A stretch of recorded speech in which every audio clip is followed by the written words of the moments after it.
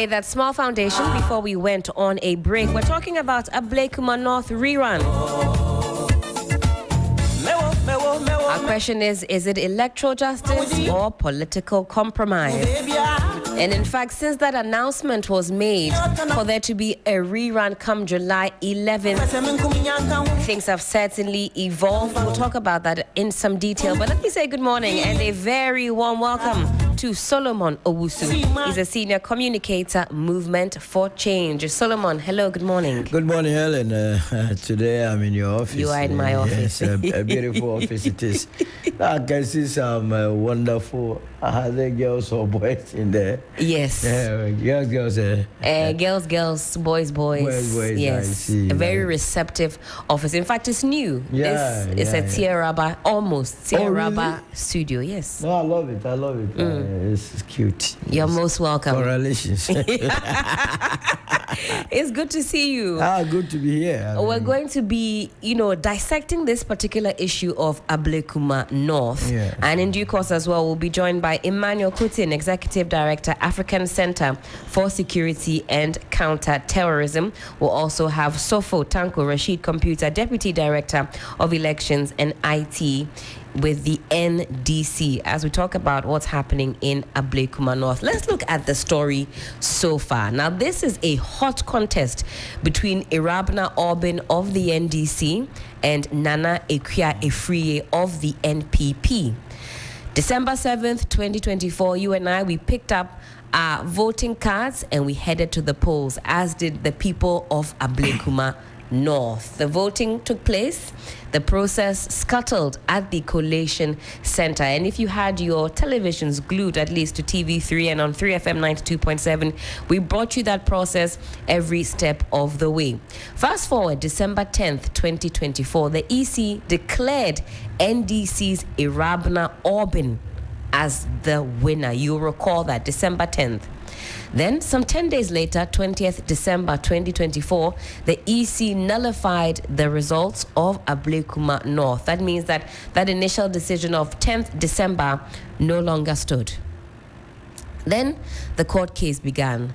Constituency disputes litigated at High Court and Supreme Court.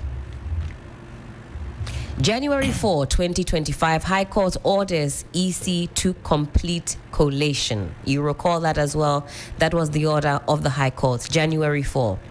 Post-January 4, multiple collation attempts took place, but the EC was unable to decide the winner. Dare I say there were about 7 different attempts to collate the figures. At every turn, you saw the kind of drama, the kind of disturbances that marred the entire processes. The first one, second, third, fourth, all the way through up until the 7th one. Fast forward to 2nd July 2025. That's just yesterday. The EC announced a rerun in 19 polling centers on July 11th, and that is what has been met with a lot of discussion, displeasure also, depending on whose camp you are in. Are you with Irabna or Nana Akua? Depending on the camp, of course, you'll have your own perspectives on this. Well, I mentioned that we'll have Emmanuel Kutin, Executive Director, African Center for Security and Counter-Terrorism, in the studios with us. Emmanuel, hello, good morning. Good morning. Thank you for having me. And I apologize for being late. Yeah, man, it's okay. All right, then. You're right on time. Thank you. I was just laying the foundation of what has transpired so far. We've taken a look at what happened on D-Day, December 7th, the number of attempts that were made just to collate Ablekuma North. If I'm not mistaken, 6 or 7 attempts, all marred by disturbances. Now we're told by the EC that we're going to head back to the polls. And by we, I mean the people in Ablekuma North, some 19 polling centers. Now, we've got a list of the polling stations that have been affected by the rerun. If you're watching us this morning, you're from Ablekuma North, take a look at the list there. That might be your polling center. Pick up your card and go and recast your ballot. All right, let's roll through the other centers. We've got the first 4 on the screen. Let's roll through quickly the other centers that we're going to see some voting or some voting happening. Okay, so we've seen the first 8. Let's roll through. Okay, another batch of 4, and then the final list. These are the polling stations affected by the rerun. Some 19 of them in Ablekuma North. The final one, Church of Pentecost North or Doko. There's some 4 different centers there. Now, it's important for us to also take a look at the trends over the years. Let's start from 2000. For those of you who want to know, how does Ablekuma North typically vote? How does Ablekuma North typically vote? Take a look at the graph. If you're following us on the socials, we're streaming on YouTube, streaming on Facebook. Let's take a look at the year 2000. What was the vote difference? The green line represents the NDC.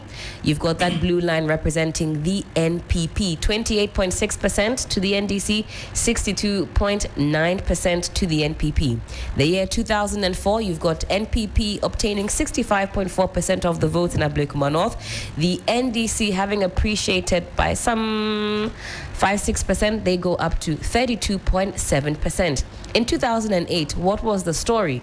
57.5% to the NPP, 38.2% to the NDC. So you see that upward trajectory for the NDC, and you see that downward trend there for the NPP. Let's take you to 2012. Then there's a bit of a spike, a bit of appreciation there for the NPP from 57.5% in 2008 to some 59.7% in 2012. For the NDC, they stayed about the same, 38.8%. Then we see a spike, 2016, a real spike there for the NPP in Ablekuma North, 66.8%. And then for the NDC, you see a dip, 32.8%. In general, we saw a good showing for the NPP in 2016. So across the board, not just Ablekuma North. If you read the graphs, you see that upward trajectory. And of course, in 2016, the NDC didn't have the best showing. You see that dip. You go to 2020, there's a dip there for the NPP, but still a vast majority, 64.2%. And for the NDC, yes, there was a spike there, 35% from that 32.8%. Now we need to know the numbers for 2024, and it's very interesting. If you pay attention to the graph, one might say, well, looking at everything, the NDC doesn't stand a chance because of the trends all the way from 2000 up until now. Let's give you a playback though on what the recollations have tended to look like. This is one of the recollation attempts, and you see just how, shall I say, higa-haga, that's the term I'm using this morning, the whole process was. Let's take a look very quickly. We'll come back in studio. Okay, so you won't, there's no sound under this particular video. For those of you who are listening to me, I mean, there are people jumping on tables. I can see some of the EC officials in the mix there. You have the police trying to quell tempers. This is what it has been like, simply trying to collate these figures. Let's take a look at some more. FM 92.7, Urban Lifestyle Radio Station. All right, again, a lot of scuffle, a lot of disturbances. I quite recall this particular incident, this particular recollation attempt, and as always, it just came to naught. And that's why there were many calls for there to be a rerun. That is what the case is so far. Let's take you to Parliament, though, because just a few days ago, maybe a week ago, if that, Bosman Asari of the EC, he was on the floor of Parliament declaring that there would be no rerun. Let's take a listen. Hopefully we can get that audio more clearly. Take a listen to what he had to say. 3FM 92.7, Urban Lifestyle Radio Station. 3FM 92.7, Urban Lifestyle Radio Station. All right, I'll attempt to get that audio, and then we can take a listen to what Eric Bosman Asari, Deputy Commissioner at the EC, had to say about whether or not there will be a rerun. 3FM 92.7. Urban Lifestyle Radio Station. All right, and Duke also play that audio for you. But let's come back in studio and let me speak with Solomon and also Emmanuel. Let me come to Emmanuel first of all. Basically, because of the disturbances, the violence that we've seen over time, I take it that you supported or support the calls for there to be a rerun simply because of the inability for there to be any compromise or consensus building. From your expertise or expert standpoint, is that the best solution at this point? Well, thank you for having me, and very good morning to my good brother Solomon. I think Tanko will be joining us via Zoom. That's right. So committed to the country and his party. I know he's out of jurisdiction, and by right. this time he'll be waking up. And very good morning to your cherished listeners.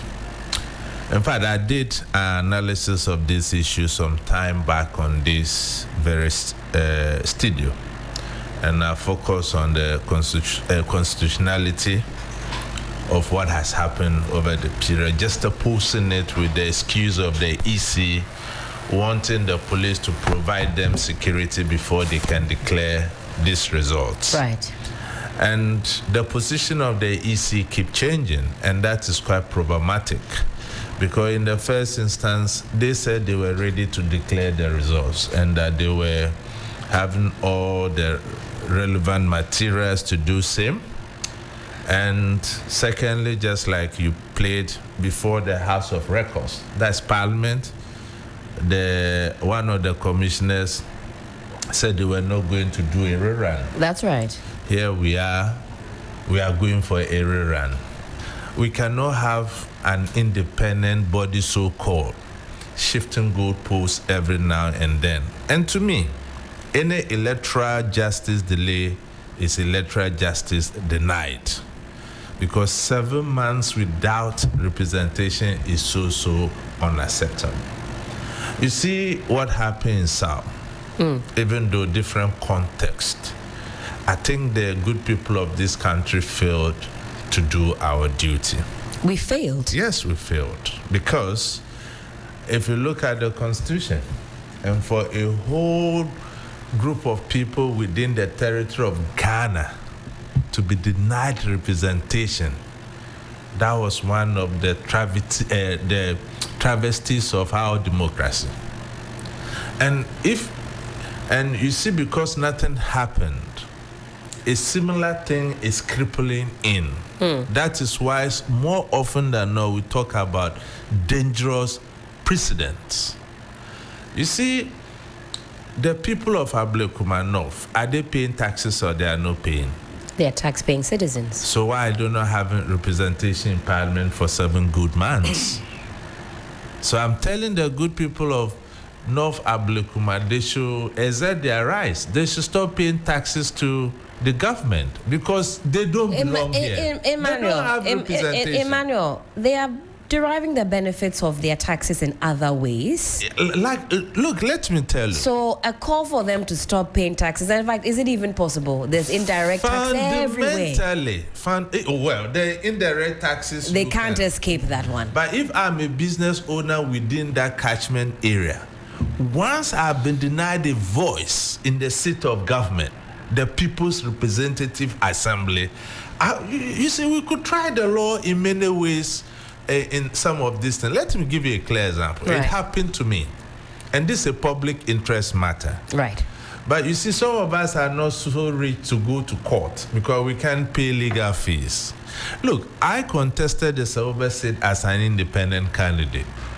6 weeks to the elections, Electoral Commission calls me, I cannot use my symbol. And this is a symbol that I registered at the district they accepted, at the region they accepted. Over 2 years, I was campaigning based on my symbol. Then 6 months, you asked me that I changed the symbol. Is it 6 weeks? 6 weeks to elections. Look, I was using the eagle. Their point was that it's a national symbol. I said, how? We had an eagle party in this country before. Their symbol was the eagle. We have the NDC. What is on top of the umbrella? Is it not the head of an eagle? When I dare exert my rights, they told me to disqualify me. I'm telling you, this is a public interest matter. We should all be concerned. Maybe it happened to me, it can happen to anybody. If I was contesting a political party, could they have been able to do that? Is this the institution we call an independent institution? And look at the cost to me. I had to change my symbol. All the paraphernalias I did, my billboards, t-shirts, So you had to take all of that down? Everything down. And I went to such an election and I came second. Meanwhile, prior to that, every indication showed I was winning the elections hands down. So in this scenario, whose bidding was the Electoral Commission doing? That is what you inferred from what had transpired, that something was happening on your blind side or behind the scenes. Even for me, for us to get to a middle line, I said, okay, I'll choose that of a bird so that I don't need to incur that cost. They said no. They rejected the bird. So if they said the eagle was a national symbol, was the bird to a national symbol? Which bird did you choose? I just chose any bird at random. Just that eagle is a bird, so that I don't go through anything. This is a serious matter. You understand? You know, finally, what I chose and they agreed, slippers. I said, I'm from a rural area. My mother has not been to school. My father was a teacher. Slippers is what I'm used to growing up. I wore my first sandals when I entered secondary school.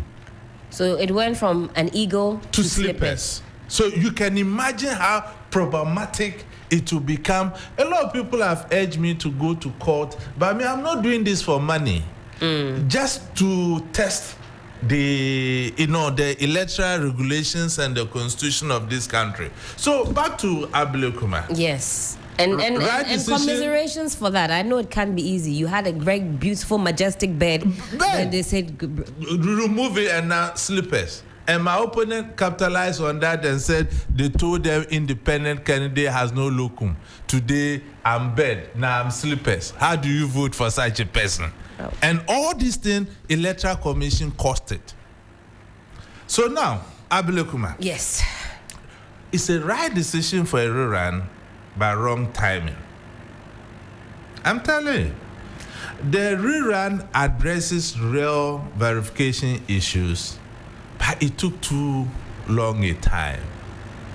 Why must it take 7 good months? A small country like Ghana, a small constituency in the capital city of Ghana. Now, let's look at the precedent problem. Right. You see, this could encourage future losers to challenge verification retrospectively, as we have seen now. So you see the kind of dangerous precedents the EC is setting for us, and they are not consistent with their words. First, you say you are ready, you have all the verifiable details to declare. Boss Masari comes before the People's Assembly that they were not going to do a rerun. That's right. Now we are going for a rerun. In fact, that was is that a commission we all ago. Is that a commission fit for its purpose? Definitely no. So I think the reset agenda must focus at the Electoral Commission as well. Listen, you see, sometimes when we talk about reset agenda, people think it's about politics. No. I think every Ghanaian must rise up to make sure that our independent bodies are what? Protected. Protected in a way that we have the right people at the realm of affairs who will take decisions devoid of any external powers. So John Mahama, in doing so, we don't want him to put an NDC person there. Look, there are so many independent-minded people in this country. When you put them to sensitive positions like this, they can live well. Look, last year, if you pass J. Mensah's house, they militarized the place as if it was a war zone. Who is after the life of J. Mensah? Today, when you pass there, the military are not there. Is Jane Mensah not going about her duties? So why do we do this to ourselves? When you have an issue with her having some extra protection? Look, when you do some of these things, it's implied. And you know what incumbency can do. What necessitated that security protection, and there's a change of government and that need does no longer exist. That by itself tells us that our constitutional independent mandated body, after all, are not independent. That is what it is. I want to draw the connection, though. I want to connect the dots. Yes, without being euphemistic. There's a military detail that's been placed there. Yes. I guess guarding the home of the EC commissioner. Fast forward to a new regime, that security detail is no longer there. What exactly is that telling us? Precisely. Your guess could be as good as mine. What did the other government see? Or what business were they doing with her that they feel that her life was endangered? What business is this government not doing with her? And they feel that her life is not endangered, and as such, she doesn't need that kind of security protection. And you see, I'm speaking purely from the security angle, removing the nuances of politics. Right. So that as a country, we can build our institutions. Look, when Charlotte Osei was removed, but I was a strong advocate of MPV. Oh, at that time? Yes. I see. I was not happy. And guess what? Jane Mensah was at IE. You saw the role she played for Charlotte Osei's removal. Was that person morally mandated to be given that position? Okay, she has come. What has she done different? Has she done better than Charlotte Osei? Worse. How do you measure that? You see, we have to look at the constitutional conflict. And the law is the law. EC independence versus citizens' right to timely representation. We have saw 4 years. This is a very impeachable offense by the Constitution. And when we come to the details, I will go for the purposes of our listeners and we'll give them that education. Absolutely. This is just my preliminary comments on this. Fantastic. Let me come to Solomon then, and let me ask that question that we've got on our flyer. This adventure of rerunning, is it true electoral justice or is it simply political compromise? We have to look at it from a number of perspectives, Helen. The truth of the matter is that, yes, there could be a solid reason for the rerun, which I believe there ought to be. But we cannot do a rerun without arresting and prosecuting some EC officials. And the EC itself, together with the commissioners, also resigning immediately. Because you see, why has there been the need for us to do a rerun? We are told by the body that organized the elections that now they don't have their pink sheet. The body that organized an election. Now, beyond they not having their pink sheets, under the CI 127, the Electoral Commission was supposed to, as it were, paste all the pink sheets at the various polling stations. It was for a reason. So that when there are non-availability of these pink sheets to either parties, all that we have to do is to go back to the various polling stations, like the stations that they have listed, to go and look at what the EC pasted there. We just collate it and we are good to go. That's right. They have failed on that. So if you are not prosecuting what officers of the EC who have checked their responsibility, then the precedent that you are setting is that tomorrow, if you go into an election and I realize that I've lost, what I need to do is to go and see an EC official, find some money for him that, look, burn your pink sheets, and try and then also burn my. Then we cannot rely on the pink sheet of the other party. So it must not be allowed, these officials must not be allowed to go unpunished. They have to. I have also listened to the Electoral Commission carefully since this whole confusion started. And nowhere have they reported the actions and inactions of anybody. Yeah. In all their press conference, they claim that thugs attacked them, but they have not lodged any complaint to the police. So how can we take such position serious? Unless until we are able to do that, then we may be setting a very bad precedent for the entire country.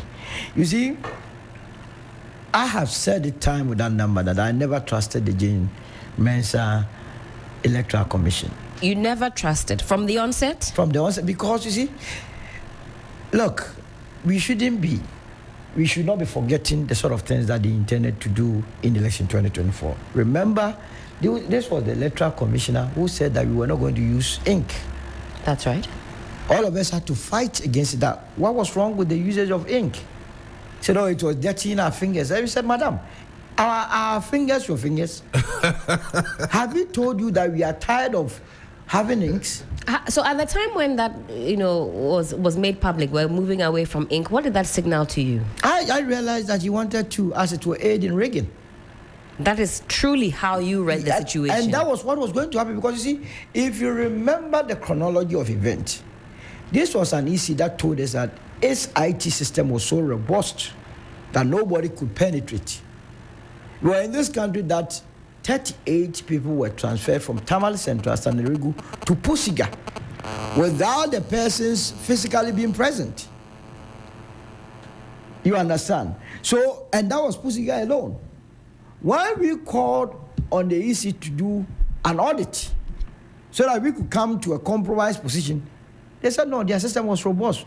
When in fact, the facts on the grounds suggested otherwise. So there were anomalies that were eventually unearthed. We saw the NDC come out with some names that were not where they were supposed to be, and they actually brought to the fore certain things that were going on in the back end. Absolutely.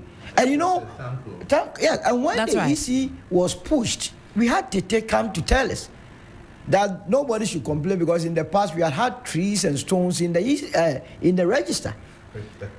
And you ask yourself, if there were trees and stones available or present in the register, who compiled them? Is it not the Electoral Commission, which you, Tete, has been part of?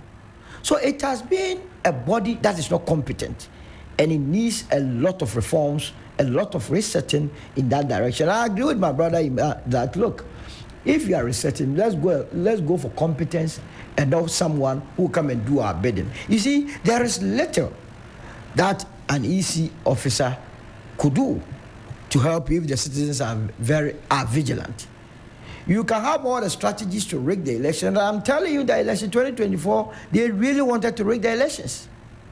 Judging from all aspects. Other than that, we would never have the issue with Ablekuma. Ablekuma in the capital, having such a situation, no, it can't happen. Unresolved 7 months. Unresolved 7 months. We saw the various attempts that were made at recollation. Some 7 times there was the attempt by the EC to try and recollate, and time after time we saw that both parties simply could not come to that compromise. This sheet says this one is scanned, this one is so. I mean, we saw those disturbances also. Do we put that squarely on the doorstep of the EC? I mean, Article 45, my dear Helen, is so clear that the Electoral Commission shall have the following functions: to compile the register of voters and revise it as such periods as may be determined by law, to demarcate the electoral boundaries, to conduct and supervise all public elections and referenda. You conducted this election, you supervised it, you have not been able to determine who won. An election, at the end of the day, somebody must win. Here is the case that they are telling us. At the other time, I heard the returning officer there broadcast to the entire country that he had recused himself from the electoral matters. That's what are we talking about? The moment he said that he should have been arrested. Arrested? Oh, yes. This is a national project, a national assignment that you willingly applied, that you supervised. Now there is confusion. You say you are washed off your hands. How can we be doing that? He says for safety reasons. What safety? What safety? Who is chasing him? What wrong has he done? If indeed he hasn't done anything wrong, he will not be washing off his hands. And that is why I believe the angle of prosecuting people, so that in future, if people are going to, as it were, take up the position of returning officers, electoral commissioners, and so on and so forth, they will be remembered or they will be reminded of what happened to their previous officers. That when you go and mess up, when you go and compromise your positions, you will not just be left off the hook, but you will be prosecuted to serve as a deterrent. Go and vote. Count 1, 2, 3, 4, 5. Declare who won. Must it be a problem? And today we are being told that even with this decision, and I'm very happy you recanted, you walked us through where we were and where we are now. Bosman said they had what? They were not going to do a rerun. That's right. Now we are told by their own release that the two parties agreed that there has to be a rerun in 19 polling stations. This morning or yesterday night, we learned that the New Patriotic Party says no, they disagree. In fact, that is that is their position, that they have their sheets, they have scanned copies. We have already counted. Nana Ekuafri of the NPP says she is the winner. How can she be a winner? Why should she go back to the polls, mobilize? She says So it will not happen. What basis did the EC come with their presser that they are running and both parties have agreed? Agreed. So you see the inconsistencies That is the point. with our electoral commission. That's a problem. It's a problem. You can't come and tell us that the two parties agreed. Now one is saying he didn't agree to anything. In any case, Nana Ekuafri must understand that she is not the one organizing the elections. No, but look, she's right. Look, let me tell Yes. you. Let us not trivialize this Yes. matter. Today, it could be that lady. Yes. It could be you or me tomorrow. You see, I was sharing my own experience. That's right. She's a major stakeholder. Yes, but you So see, once Yes. the Electoral Commission came out with a position, they had their facts to declare the results. Yes. And there was a shift in the goalposts. yes, That there were not going to be a rerun. Yes. And subsequently, they are coming out with a presser that there will be a rerun. So she has agreed a by right to both be. parties. She has a right to be Why aggrieved. she has not agreed to that? but She the has point- every right to be aggrieved. The right So to look- have, but as to whether or not the right to stand the test of that, this is my catch. Okay. I have listened to all the parties involved in this matter carefully. I was thinking Ekuafri would be having her original pink sheets. She doesn't have it. She said scan No, copies. she claims she has the scan copies. Scan copies. And they give them scan copies, right? No. So there's a reason why you are giving the hard copy. Okay. How can I authenticate your scan copy? When the returning officers came, and that is why I said I disagree with them. I see where you're coming from. Exactly. I agree with Even some of the scam pink sheets, the returning officers did not authenticate them. They said, no, these were not their signatures. Yes. So even whether or not both NDC and NPP had the original pink sheets, it still does not lie in the mouth of both parties to determine the outcome of the elections. The referee's pink sheet is what matters. You understand? That's right. It's unfortunate. That is why I say that somebody must be punished. The Electoral Commission must be punished. All right, so fast forward now, we know that Ablekuma North will be heading back to the polls. Some 19 polling stations will be recasting this vote. What impacts do you foresee this rerun have on Ablekuma North? Because, and I'm choosing my animal carefully, the elephant in the room really is this strong opposition by Nana Ekuafri because she thinks that if this rerun does happen, we're going to see a shift in the pattern, because I walked you through what has happened since 2000. Realistically, if you're a political watcher, you tell Nana Ekuafri, oh, this one is a cool job for you. We see the trends, but clearly there's a shift, or we're going to see a shift for which the NPP is pushing against this rerun. I mean, Helen, it tells you how low the NPP has sunk. Ablekuma, hitherto nobody will be asking who won. In fact, you'll be asking what was the gap between the MPP and the NDC. And the 19 polling stations that you just exhibited. These are the strongholds of the MPP. Nyameche, Awosi. Who would think of NDC winning elections there? So if this is a cool job for the NPP, why are we seeing a pushback? But the point is that the MPP is collapsed. The state of the party and It's no more. There is no vehicle for Ekuafri to ride on to victory. And don't forget Arab Nobin. She used to be an MPP person who crossed carpet. So the very constituency that Ekwefrie is eyeing the votes from, she is also eating from there. And let me also tell you that the former MP, Sheila Bertans, she did a poor job. So poor a job in that constituency. So poor. Solomon, is that your constituency? I live close. I'm in Okakwe South, North Kanesh area. But I know that constituency very well. You have some friends? A lot of friends. And Sheila Bertans messed up with that constituency for Ekwefrie. So it is not Ekwefrie. What were some of the things that her constituents, had a major gripe about? No, it's the usual infrastructure, poor road network, unemployment, and other social amenities. And also the fact that they thought she wasn't accessible. So I think that would be her, falling victim to the entire government machinery. Because that's what, yes, that is a government problem. But you see, in the same way the government wasn't performing, there were some aspirants that won under the circumstance. They used their personal relationship in the constituencies to win. That's right. But unfortunately for Ekwefrie, she had a terrible predecessor. I mean, she left, Sheila Bertans took over from Ekwefrie, and she won with that. But Ekwefrie took over from Sheila Bertans, now it's in limbo. It tells you the state of the party there. I believe that every litigation must come to an end. And to the extent that we are very close to getting to that, they must compromise, go and do the 19 constituencies. My original position was that, look, the entire constituency, there has to be a rerun. That was my original. Not even just these 19 centers. I thought that the entire constituency, but I mean, you cannot litigate that's right. all your life. 36 constituencies, right? Yes. So if you are running 19, well. You must as well do. Maybe it's a financial decision to cut back on elections, extra, papers. You understand? And even it is good for the aspirants. As we speak, people go to their homes to take money. A Rabina Obe is suffering, a Ekwefrie is suffering. They are not drawing any. They are still in the campaign. In the campaign mood every if you have contested elections before, that means they are still in their constituency asking for votes, still trying to woo their constituents. People are going to them with their hospital bills, school fees, and other things. Do you remember sometime past, one erected a billboard, the other had to quickly go and mobilize money to erect. Thanking the same. I saw it. I was like, wow.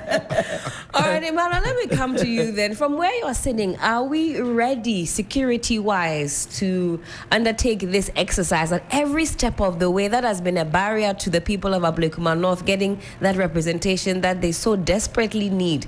Are we prepared? I don't want to be a naysayer, but I'm almost prepared to see a lot of exuberance and a lot of disturbances, because we've seen that over now some 7 times just for the recollation alone. Will this bring some peace, some finality to the disturbances, and are we ready security-wise? Look, my dear, there had never been doubt in terms of security that our security agencies are on top of their jobs to provide any form of security or in a conducive atmosphere for elections to take place. If our security agencies could provide security for the entire country, how much more? How much more Ablekuma? Is the inactivities or the inactions of the Electoral Commission? And let me make it clear, I have nothing personal against the Electoral Commission. And I have to disclose my personal interest here. Of course. Dr. Bosman is a brother. Okay. Before he became the deputy commissioner, he was the head of research at the organization I had. So we have that bloodary relationship. We still talk and stuff. But you see, I mean, will he be happy if he tunes into 92.7 hearing your position this morning? Dr. Bosman knows me, that I'm a patriot. And I will put anything for my country. Absolutely. And it's not even about Dr. Bosman. It's not even about Dr. Bosman. He's a fine gentleman. It's the office. Absolutely. And you see, before I came here, given the subject you wanted us to talk about, I did some research. Right. And for the purpose of our listeners, it's always good we give this kind of education. Certainly. Then things doesn't look politics and, If you look at the framework of the Electoral Commission, especially Article 46, it gives the Electoral Commission its independence, 42 give us our right to representations. And if you look at 51, it empowers the EC to make regulations for conducting elections and what have you. So what are the core issues we are talking about here? Verification versus what? Scan document. Indeed. Is that not the issue? Indeed. So the EC's decision to me was necessitated by the fact that the results from the 19 polling stations used for the collation had not been verified by the respected presiding officers. So I'm still finding it difficult why Electoral Commission in its proper constitutional mandated duty as an independent body, we want to rely on same to declare results. Second, if you look at the constitutional assessments overall, you see the requirement for proper verification aligns with constitutional demands for transparency and credible elections. And that is what we expected the EC as an independent electoral commission to do. However, the selective rerun raises questions about consistency and due process. That's what I was talking about, setting dangerous precedent in my initial comments. So now, let's look at electoral justice versus political compromise analysis here. And that was exactly the topic you gave us to speak about. Right.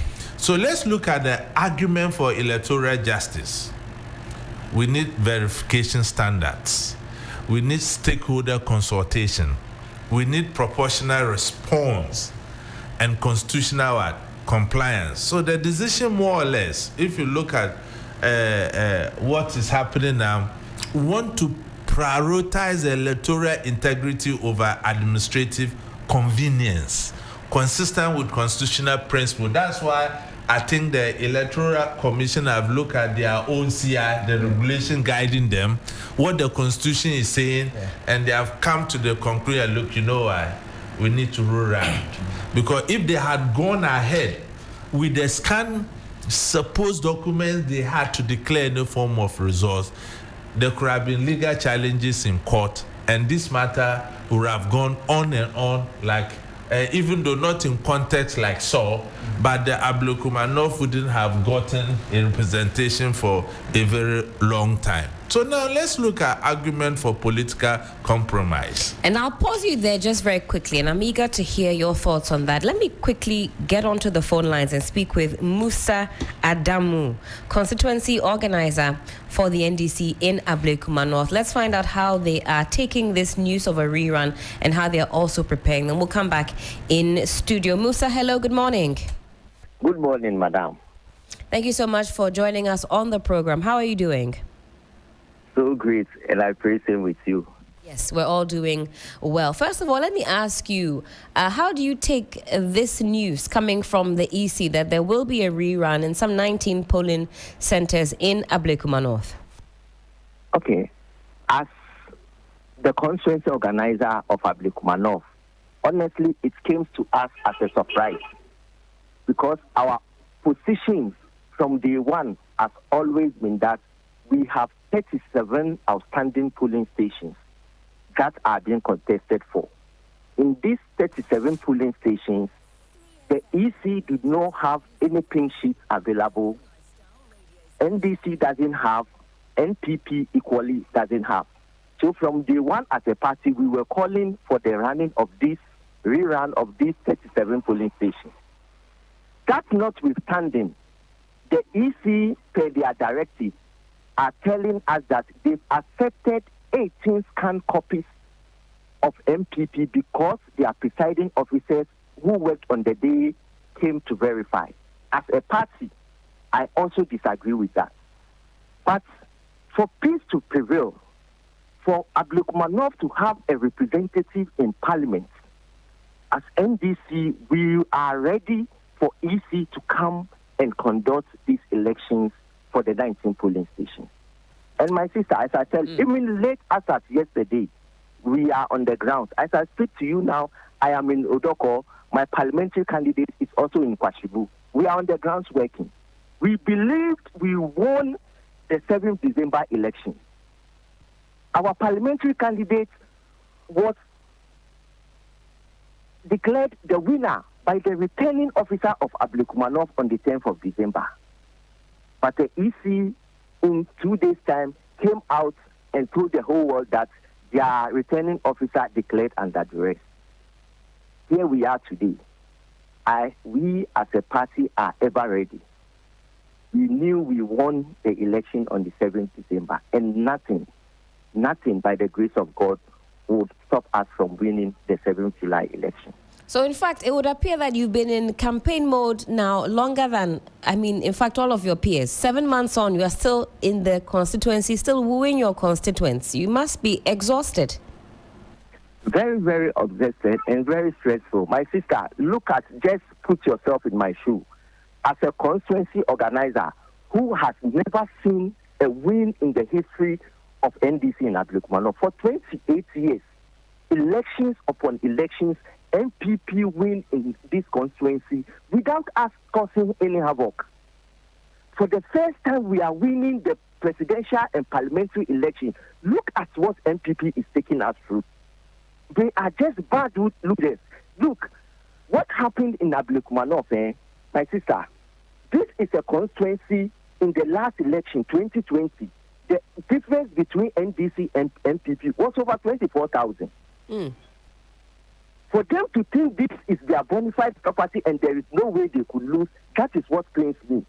How can we win for the first time and you put us into this stress? Well, in any case, I blame the EC. It is the EC that has brought us this far. Well, let me ask you, Musa, what steps are you taking then to prevent and detect any malpractices during the rerun? Are you ever ready to ensure that you also play your part in ensuring a peaceful rerun? For us, we are in power. We will not do anything to bring the name of the party in disrepute. All that we are calling for from the Electoral Commission is a free and fair election. And we expect the security agency to be in to give us the fullest protection so that these elections will be peaceful, devoid of any violence. We believe on any day, once the election is free and fair, with the goodwill and the good work of His Excellency John Dramani Mahama, inshallah, there is no way we will lose any of the 19 polling stations that the EC wants us to go and rerun. Well, that was going to be my next question. How will you respond then if the rerun results are again disputed? What are you going to do? To be again disputed, you see, that is the background I'm giving you. Why is it that for 28 years, my sister, I know you've been in the media space for a long time. Have you ever heard in the name of Ablekuma North ever when it comes to electoral violence? Why is the MPP, because they've lost the constituency for the first time, why are they taking us this through stress? Why are they bringing the name of Ablekuma North now? We've always lived together as a family. Both NDC and MPP. What is free interest? Well, she says she's the rightful winner. She says that even this rerun should not occur. She's won. They have their scanned copies, and one might even flip the script, Musa, and say that maybe it is you, the NDC, you are the ones causing the disturbances. My sister, look, Ablekuma North in the history of Ghana, there has not been any constituency that has gone through recollation. We had our recollation for 8 times. I had always maintained the position that without a rerun, there is no way Ablekuma North, a candidate can be declared as winner in Ablekuma North. That is why we kept going for rerun upon rerun for 8 good times. We've been to the High Court, we've been to the Supreme Court more than 4 times on this same issue of Ablekuma North. That is why I'm telling you, as a party, for the sake of peace, that is why we are accepting this 19 polling station. If not, we will also raise alarm for us to go for the 37 polling stations.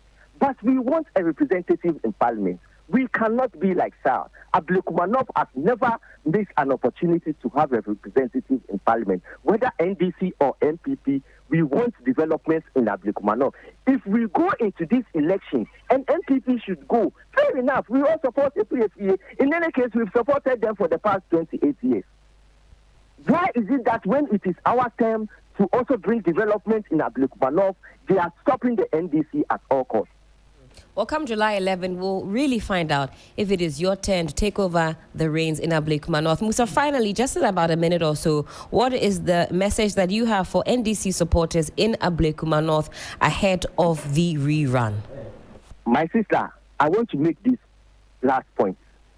Sure. If I was Bosman Asari, Mr. Bosman Asari today, I will resign my position as the Why would you of the resign? Electoral. Why would you resign? This is a man who went to Parliament, sat in front of Speaker of Parliament and parliamentarians, and told the whole world that rerun is the last option in Ablekuma North. When indeed the commissioners themselves have not taken a final decision. You see, the likes of Bosman Asari can bend Ghana down. No, Musa, I Look think at let's calm down. Let's calm down. There might have been some inconsistency in the communication, but I think to assert that he would see this nation bend is scathing. Withdraw that, please. Okay, I withdraw that. Thank you. But as a senior journalist, what he did is that what a senior statesman should do, a senior commissioner at the Electoral Commission. Why should you come and state your personal position as the position of the EC? You see, the position he stated in Parliament, when the EC met IPAC, all parties were asked to bring their proposals. NPP said we have 3 outstanding police stations. NDC said we have 37. Why did he only take NPP's position to Parliament when the Commission have not started to even give a ruling on what the proposal the two parties brought? So you say there have been some unfairness in the dealings between yourself and the EC? That is it. That is it. Because right. this directive that came from EC is far different from what Mr. Botmasari presented in Parliament. Certainly, but at least now we have that rerun date. We are also not happy with his attitude, and we are sending a strong warning. He should stay clear from the rerun of Ablekuma North. When you say stay clear, what exactly do you mean? You don't want to see him in the constituency? What do you mean by that? He has acted more like an MPP executive than an EC commissioner. Musa, let me take your final words and your final message for NDC supporters in Ablekuma North in terms of their temperament on the day and also how you wish for them to conduct themselves so that the rerun is smooth. As constituency organizer, I'm appealing to all the rank and file of our supporters to remain calm. Elections is not about war. We are going for elections. There are 2 things involved. We either win or we lose. It is our prayer that God will be on our side to win, and then our parliamentary candidate, Honorable Rabina Obin, will be declared. In any event it doesn't happen, we still have a government to run. And I believe whatever development that Ablekuma North deserves, His Excellency John Dramani Mahama will make it available for us. So all our supporters, let's remain calm. Let's go around with our normal ways of campaigning. And I know we have a superior campaign strategy on the ground to win the election any day against the MP. Certainly, Musa, thank you so much for your thoughts this morning. I know you still have some time to, shall I say, parade in the constituency. Musa Adamu is also the MCE of the area. Thank you so much for your time and for that key message about peace in the constituency. You were just listening there to Musa Adamu. He's the constituency organizer, also the MCE in Ablekuma North. And he says that the campaigning is still very much ongoing. Late last night, he was still in the constituency, wooing the constituents, asking them to vote for the preferred candidates. And gentlemen, you said it here that in fact, come July 11th, some people will be very happy to be able to just relax. In fact, I didn't land when you... Yes. Unfortunately, yes. So please, let's go back. But my dear Helen, in fact, I think you have another gift. You should have trained as a medical doctor.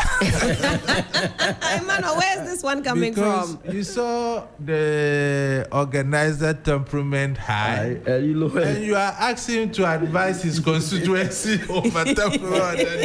You see that right away, he came down. Tactics. Thank you for that. Tactics. Most welcome. In fact, you know what, Helen? I want to give this unsolicited advice to MPP. Their boycott of media genre is a huge disservice to the party. Media genre is a huge media house you cannot play with. And you see, when we talk about arrogance of power, this is one of the indicators of arrogance of power, especially in a democracy. Look at the unfettered free airspace you gave it to the organizer. If MPP hadn't boycotted media genre, they would have been given a fair hearing.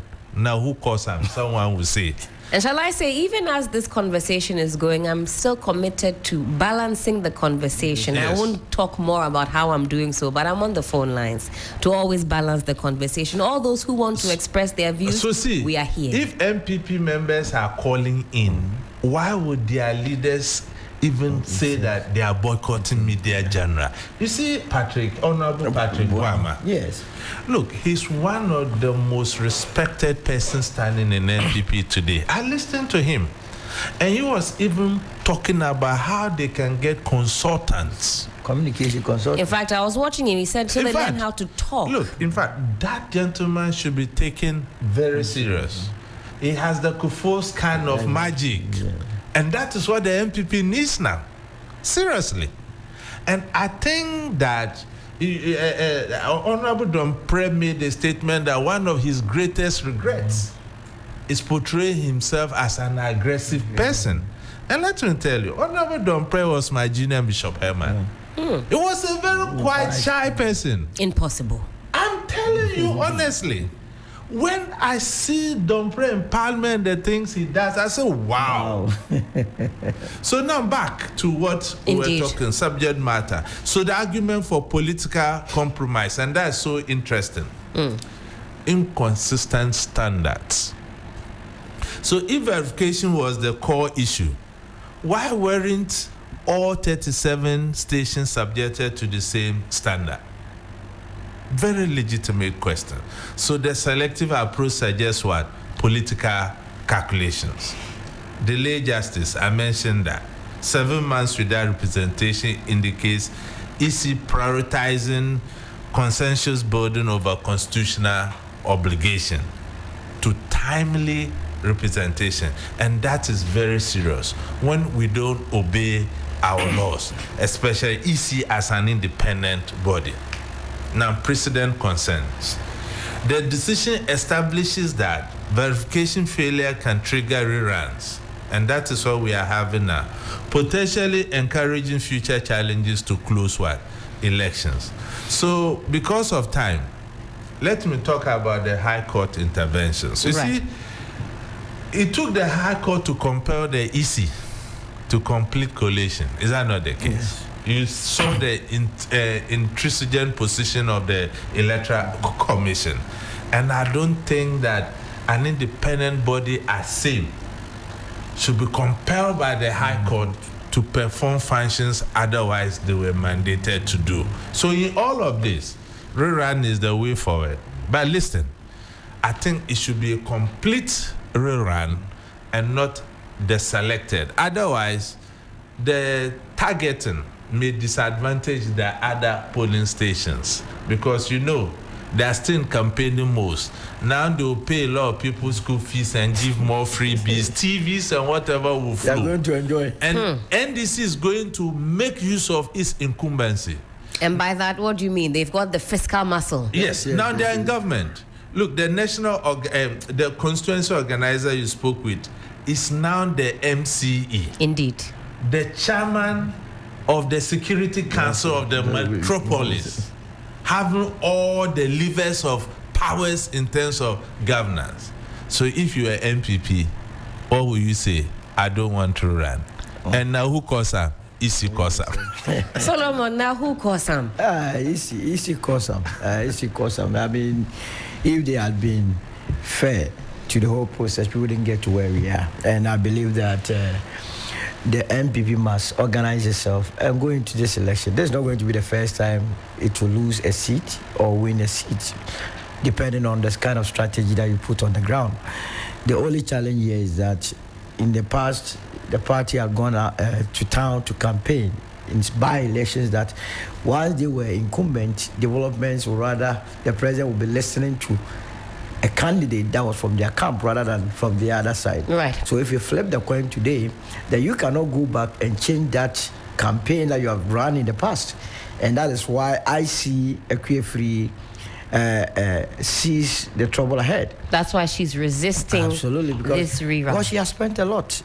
She put in a lot of money. It's unfortunate, but I mean, we have to do what is right to save our democracy. No if, I don't have any interest in there. The only interest I have there is that we select the right MP to go to Parliament and represent us well. I have set time with that number, that if we were going to do evaluation of the members of Parliament, I had a problem with my former MP, what's the name, Dakoa Newman. She would never address the constituents. She would never alert us on anything. She did things on her own. No wonder she was booted out. Now you bring in a new one, he's also doing the same thing.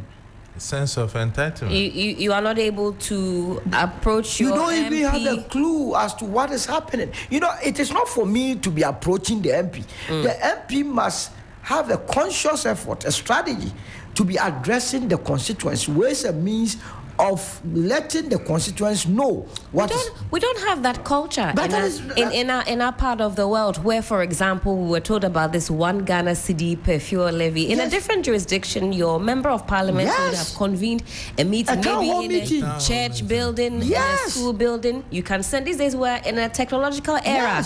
You've got when it's time for the election, they were texting me. Yes. But Mel was texting me on Monday. The other candidate texting me on Tuesday. We can employ. I'm happy you are bringing this. I mean, they are only interested in our votes. They are not interested in our concerns. And I believe that going forward, electors must open their eyes. Because you see, the legislative arm of government is so crucial, so critical. To pass a budget, you need the legislature. To pass Supreme Court judges, you need the legislature. So they are a check of both organs. And if you have members or people over there, most of whom the real reasons for going to Parliament is not to serve the people, but to open avenues, other economic avenues. A lot of them go to Parliament with their briefcases looking for businesses. If you want to be a businessman, come to the private sector, let's do business. And let those that want to serve the people of this country. And make the laws for us. That is it. Let me ask you then, Solomon, as a political watcher, this rerun that's set to happen in Ablekuma North, if it goes in the favor of the NDC, what is that going to do to the psyche of the NPP? We talk about their numbers in Parliament. So far, 88. If they had one to go, they can now call themselves the mighty 89. But if they, are dealt with another blow, how is that going to affect them moving forward? It will fast track the collapse of the party. I mean, then there will not be anything to hold on. Like I said, your figures itself shows that this is has been a safe seat for the New Patriotic Party. For us to even be discussing who really won Ablekuma North in 2025 means that indeed the NPP has degenerated, and it's a shame. If I were the MPP, and if the MPP was that confident, I'm telling you, they would have been the first party to embrace the areas that are supposed to have a rerun. Predominantly, it's MPP dominated. They should have. In fact, if you take Nyameche, that is where they get the bulk of their votes. If you know Nyameche very well, a lot of people that come out of Accra, that's from the Ashanti region areas, if they are coming to do business here, that's where they register. And the Kwu. And so now the MPP that hitherto said they control the Akan areas are now afraid of going into an election which is going to take place in an Akan denominated area, then something is totally wrong. But I see where the difficulty is. Now, who is even going to marshal them? Who is going to organize them? There is nobody to organize. Vacuum. Your national chairman, the national chairman of the party, through the family, has written that he's indisposed, he's sick. That's right. And as per the NPP's constitution, that really is the leader. The leader national of the chairman party. is the leader. You understand? He's not there. Now, the third vice and the second vice are fighting. The last time I heard Osman Buga saying that they were not going to allow Buti to be chairing party activities. Because he didn't support Exactly. a particular candidate. Exactly. And now there is no coordination because potential aspirants, division. So who is going to lead? If you allow Kennedy Japan to speak, those from the Brian side will say, why is he the one on the one leading the campaign? If you allow the vice president to also lead, others will also complain. So it's a huge challenge. And the candidate herself, Ekwefriye, where is she going to align to? Out of this, if the Kennedy side sees that she's aligning too much to the Baumia faction, they will draw back. If Brian also says, so it's a whole confusion. Then that sounds as though, and sorry, we're deviating very briefly off this one because it all ties in. Yeah. Then that would mean that those who are saying that the expediting of the election of a flag bearer is a good thing because once that they're able to elect a flag bearer, all the infighting, all of that will stop because there'll be one central figurehead. Let me just have the a bite on this one. Have it. Look, my dear Helen, look, Yes. getting a presidential candidate early has its own consequences. Exactly. What are you going to campaign on? Absolutely. NDC is still on its honeymoon period. And from what is going on, I think the president and his team are ticking the right boxes. So what are you going to campaign So what on? are you going to campaign on? You wait when fatigue sets in the party, then you elect a candidate, but then you have built arsenals to deploy. Now, what arsenals are you going to deploy? It's all about, look, politics is about strategy. It's like a game of chess. Absolutely. Yes. And choose your numbers carefully. You see, when I was coming, one caller said anything MPP hate is a good thing. Look, I'm from the MPP stock. So you don't think that was too scathing? Yes, we can. No, I laugh aloud. This is just on the lighter side, not you know. It's on the lighter side. Yes. I just want look. Solo is from the MPP stock. I'm from the MPP stock. How come? And there are thousands of us Who are no more with the party. It's not just a few what are that you you see talking coming about? up. If you are somebody of your own mind, they don't need you. Let me talk to somebody who is still of that stock, okay? Let me speak to Abubakar Brahma. He's the constituency organizer of the NPP. Let's also... Hallelujah. Abubakar Brahma, hello, good morning to you. It's not Abubakari. It's Abubakari. Abubakar Brahma, thank you for joining us. Yes. You are the constituency organizer of the NPP. How have you received this news that there is going to be a rerun come July 11th? How has the party received this news? Yes, the party received the news and was given to us at the conference level, and we have seen it.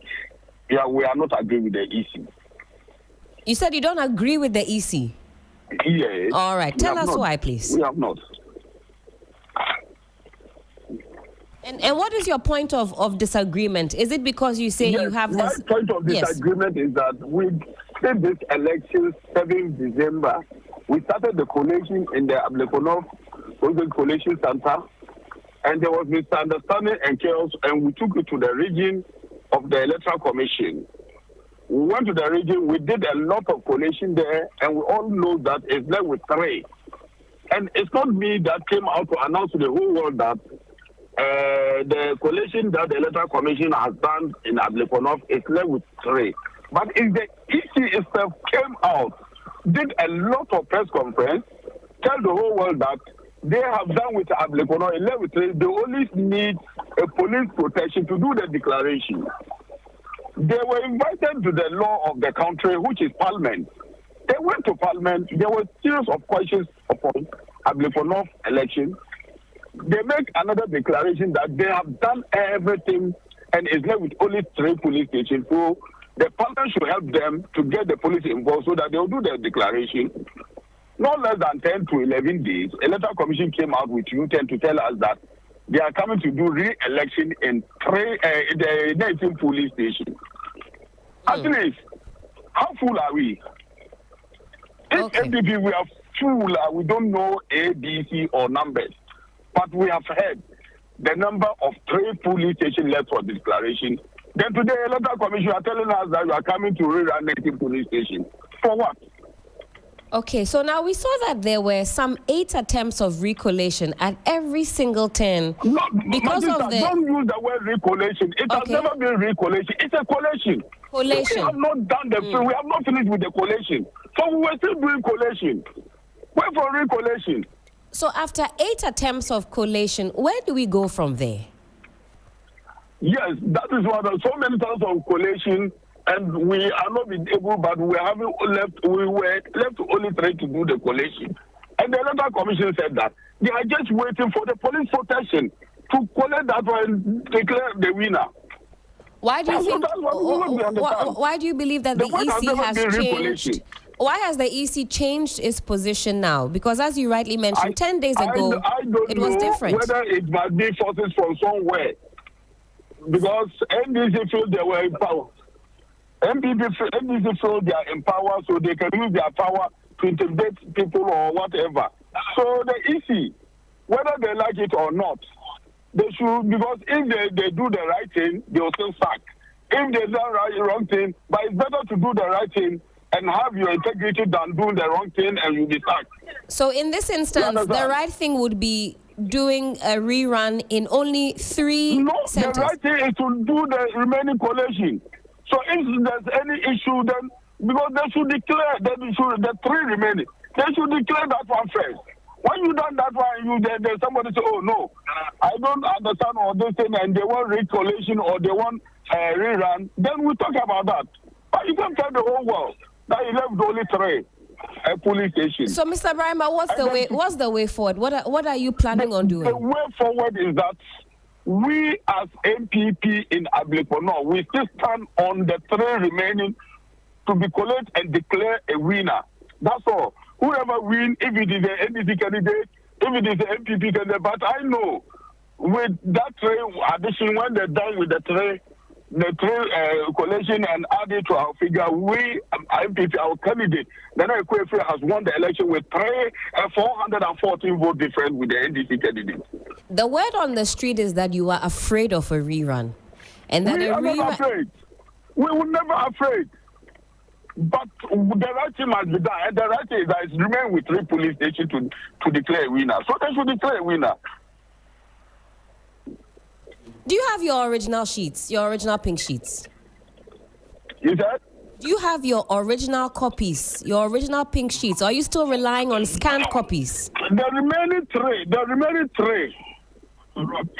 original pink sheets is with the Electoral Commission. And we still have our scanned document, which NDC still have a scanned document. But NDC still have the original pink sheet, but because they know that they lost the election, they don't want to bring it out. But it's with them. Have you been campaigning over the last few weeks and months? Campaigning for what? We have won the election. And the NDC candidate is going around thanks people that she has also won the election, even do a victory party. So why are they now for the Electoral Commission to rerun the election? In fact, the reason why I'm asking is I spoke with the NDC's constituency organizer, Musa. He says even late last night he was campaigning. It would appear that there is really no choice but to hit. He will do that because he has been awarded, because he's the one who destroyed the pensions. And he has awarded because of that, and they have given him, awarded him with the MCU of Ablekuma. You understand? Okay, so, you said Musa Adamu, constituency organizer, NDC, Ablekuma North, he destroyed the pink sheets. He destroyed the pink sheets. I'm not the one. The whole world knows that he destroyed the pink sheet and he was awarded with the MCE of Ablekuma. Is there any legal action in the pipeline? Is this something that has been reported? Is there any legal action in the pipeline? What are you doing? Who are you going to report it to?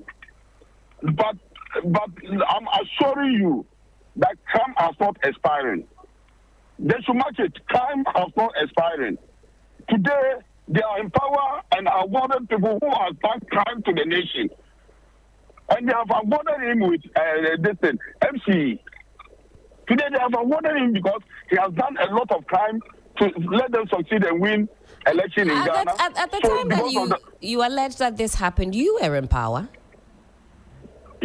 At the time that this happened, you were in power. You had that machinery behind you up until January. How long was we in power when they took over? We were in power since 7th December. After 7th December, 7th January, who took over?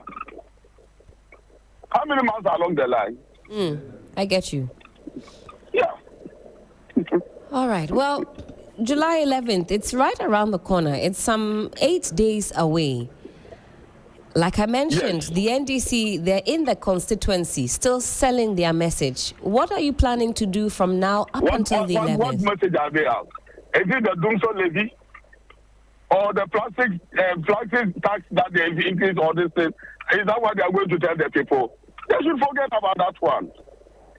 If you are in power for 6 months, and now a lot of people are even crying, regretted why they voted into power, and you are saying you are campaigning. What are they campaigning for? Well, that should make things very easy for your cause. If the people are crying, if they are not then for you, there should be a cool top. That is what I'm saying. We are not afraid of anything.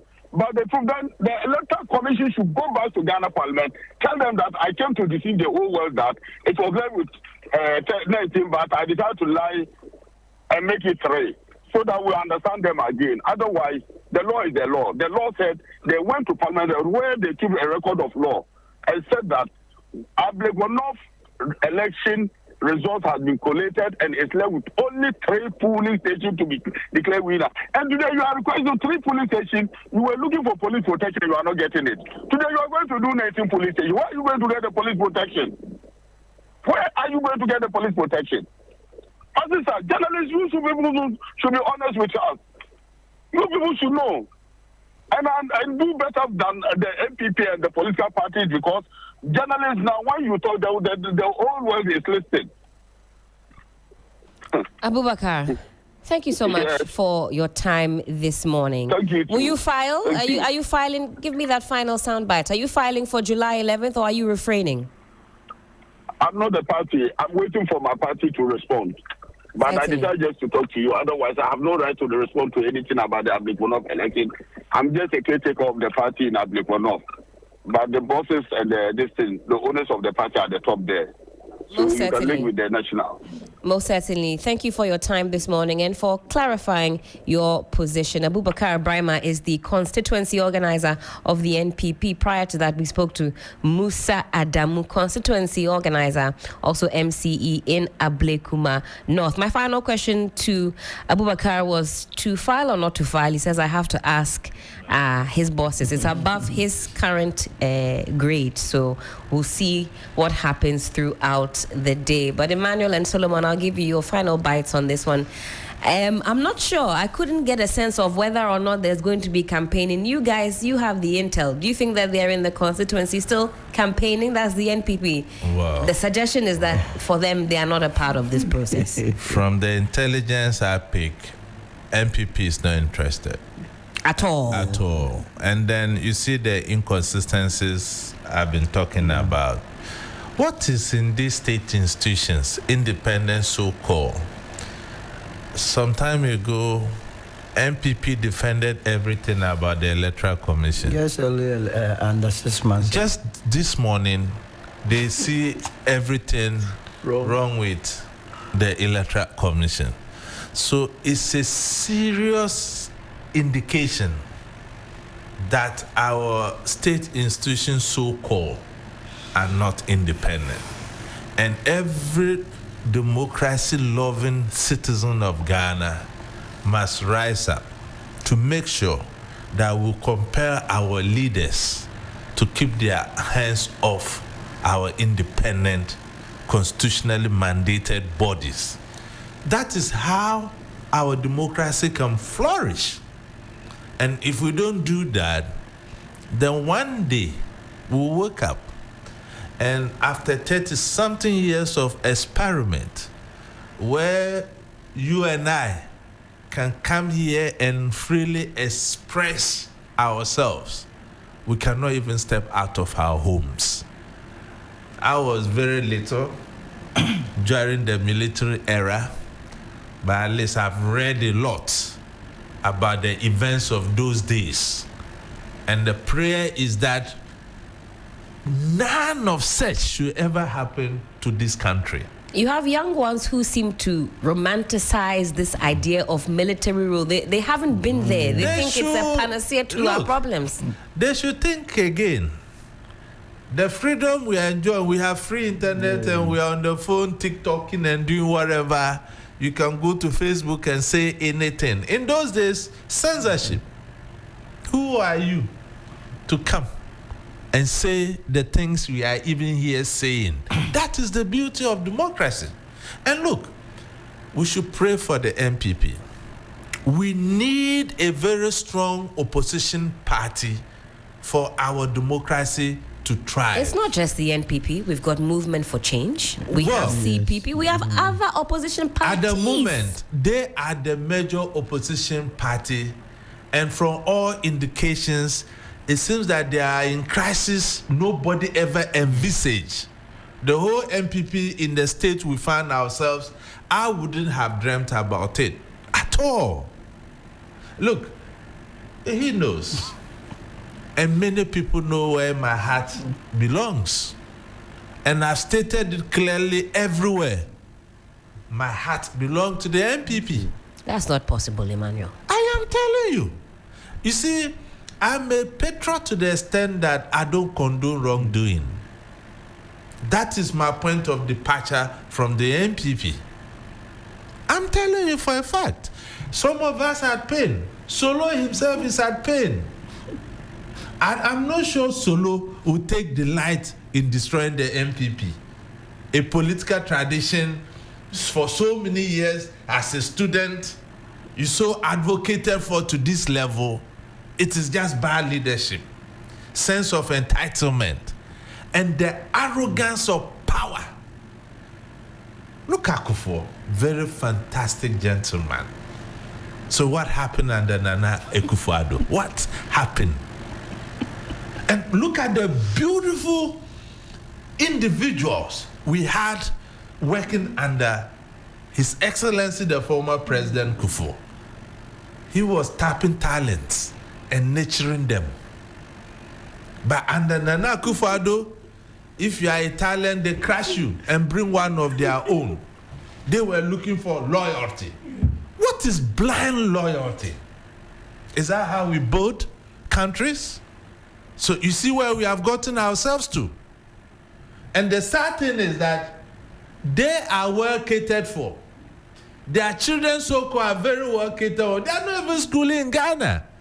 We the foot soldiers who were making noise on the trenches, beating one another, insulting one another. People were not even talking to each other. Brothers, sisters. Relationships broke because of politics. Today, where are we? So it's a national call. And it's not only to the MPP. It's to all the political parties in this country. For us to safeguard the sanctity of our democracy, we must preach for good practices within all the political parties. Good procedures that will bring leaders that can serve Ghana properly.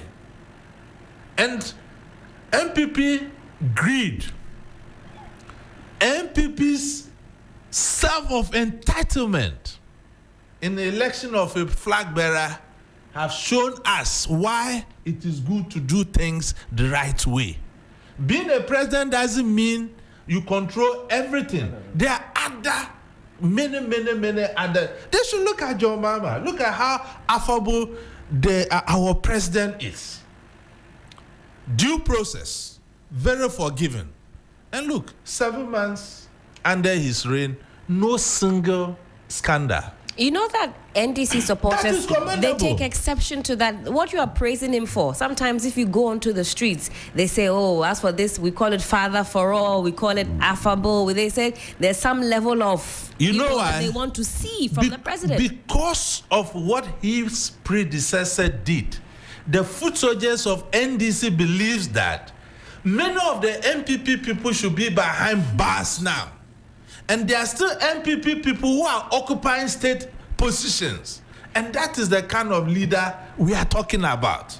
Yes, look, I'll call a spade, to which much is given, much is expected. Much is expected. If what John Mama is doing today is not good governance, what again do we want? The city is down. Look at the economy thriving. Look at the latest index from the World Bank. Look at our ratings. It has improved. The 24-hour economy people so politicized. Yesterday, when I listened to the launch, if they want to follow through those policies, it's not only the Nkrumah policies that are reborn, that of our champion. Yeah. Operation Feed Yourself. Feed yourself. And those are the things we need. If we can even produce locally to feed ourselves, and we don't spend a lot of the hard-earned currency importing, that by itself will make our currency strong. What again do we need? Emmanuel, thank you for that. Solo, your final bite on everything. And just as Emmanuel had touched on the 24-hour economy, I want to pick your thoughts as well. It was launched yesterday. What do you also make of that? So I agree with him that the NPP does not have any appetite.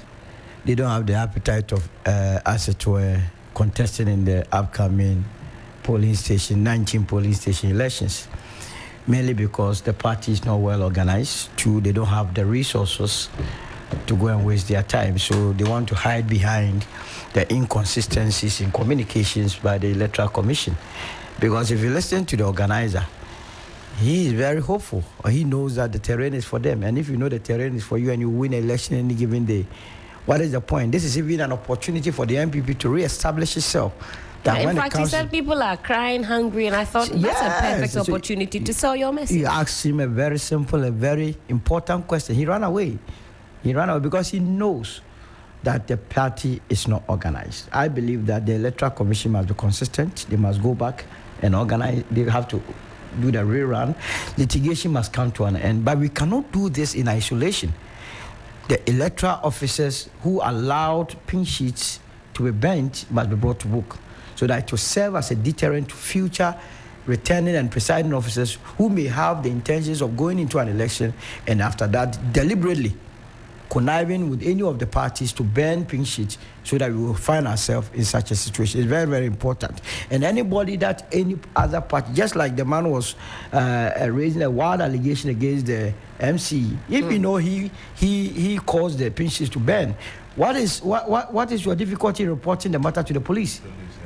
And he says, oh, crime has no expiry date. I'm waiting for my government to come. I mean, he doesn't deserve to be an officer of a party. Remember, he is a public officer. If he doesn't know, all political parties are public institutions. And so once you are occupying a position within a political party, you are a public officer or official. You can be classify you as such.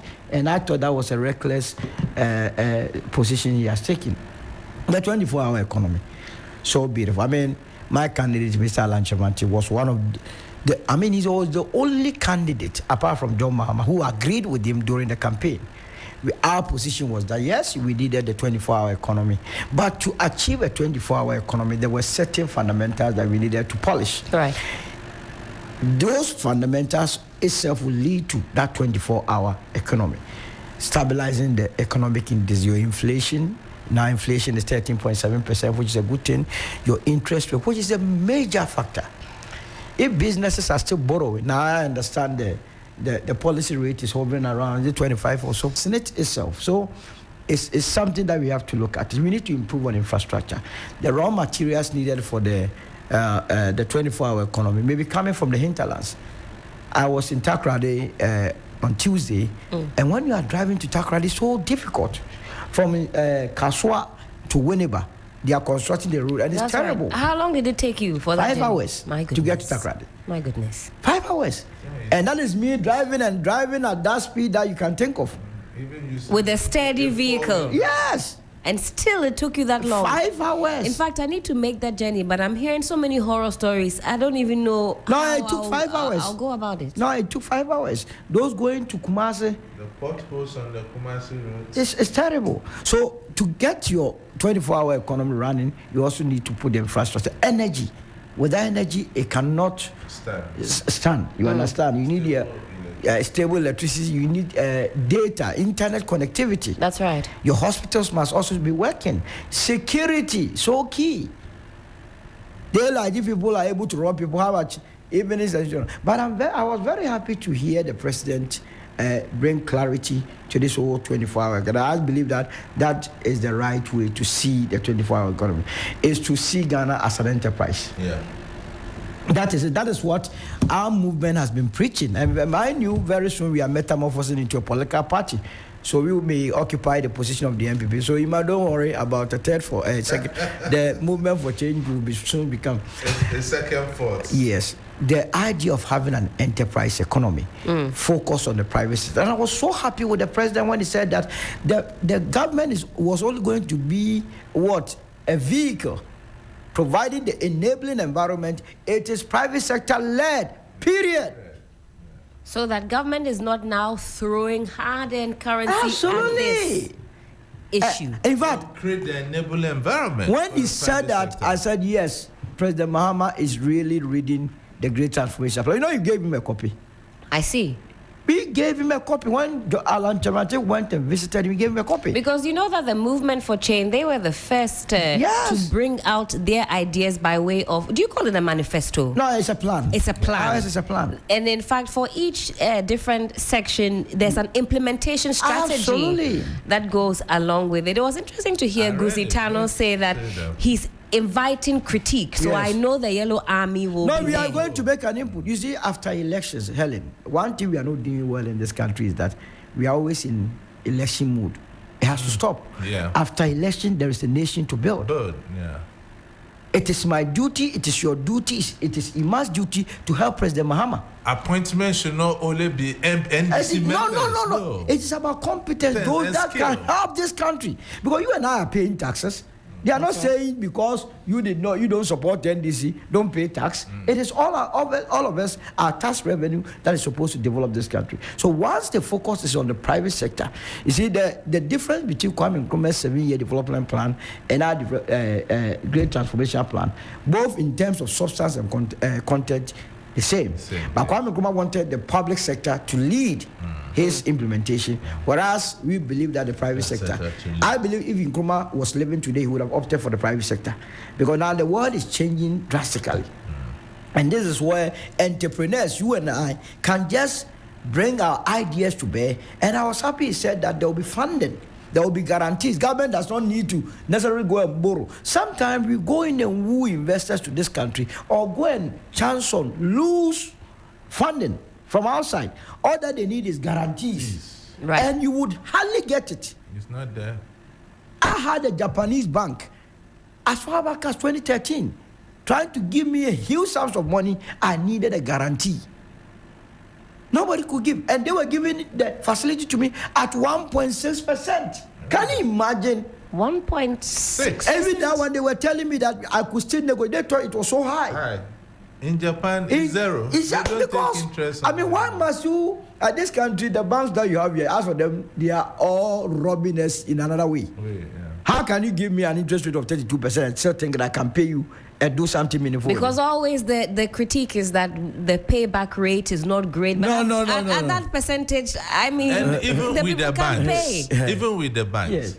I did some tests. I left money in a current account. Yes. They kept withdrawing. Yes. And that's something the Bank of Ghana governor says he's going to crack down on. A lot of this. They still do it. They will said, deduct. No, They will you deduct. have maintenance fee, No, it's a somebody will. fee, What something the- fee. the- Every the time I'm charges seeing, are too many. I mean, we are financing their luxurious Lives. lifestyle. Yeah.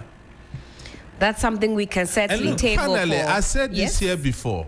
I think Gusitano and his team should look at digitizing and formalizing our financial system. Very important. And we will look at how we can pay wages weekly. Well, absolutely. Weekly wages. Yes. And you know what it does? It helps the economy. It stimulates the economy. Spending. It means that the money is always in circulation. That's why it's currency. Every other month, week, you go and take your salary. You don't wait. I'll make this conversation available to him because we have some good sound bites here. Yes.